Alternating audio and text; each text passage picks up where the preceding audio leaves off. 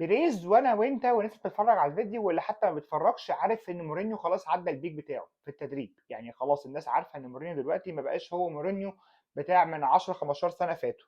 ليه؟ لان خلاص الراجل عفى عليه الزمن، ما بيطورش من نفسه في التدريب. في مدربين طلعوا عليه كتير جدا بيطوروا من نفسهم، في خطط تدريبيه كمان طلعت بشكل مختلف تماما عن اللي كان بيلعب بيه مورينيو. ومورينيو لسه زي ما هو بيلعب بنفس طريقته ونفس اسلوبه ونفس تصريحاته المثيره للجدل والكلام ده كله. عشان كده حتى تلاقي الراجل الفتره اللي فاتت ما بقاش بيدرب فرق من التوب في اوروبا حتى ولا في العالم. يعني خلاص الراجل بقى بيدرب، شفناه في روما شويه، شفناه في توتنهام قبلها شويه، شفناه حتى في بعد كده في الدوري التركي شويه، شفناه حاليا في مشروع مع بنفيكا وخسارته للدوري قريب.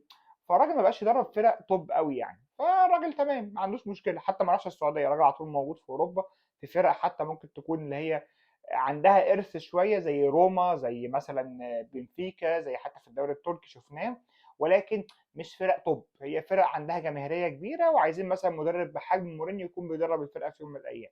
لكن الراجل تكتيكيا خلاص عفى عليه الزمن. طب انا كريال مدريد ايه اللي جابرني ان انا اروح اجيب مورينيو؟ يعني اشمعنى مورينيو ولا اجيب مدرب الناس كلها عارفه ان هو خلاص عدى البيك بتاعه في الكوره؟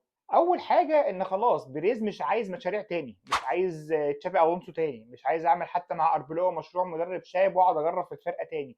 ليه؟ لان ريال مدريد كله في كفه وفرق العالم كلها في كفه تانيه. ريال مدريد يعني ليه اسلوب معين في الاداره واسلوب معين في التدريب من ساعه ما فرنتينو بيريز مسك الفرقه او بقى هو حتى رئيس النادي. ليه؟ لان انت بتتكلم في فرقه على طول فيها ايجوز كتير قوي، فيها لعيبه كتيره جدا نجوم صف اول. فانت عايز مدرب يعرف يليد اللعيبه دي على قد ما مدرب فنيا يكون قوي.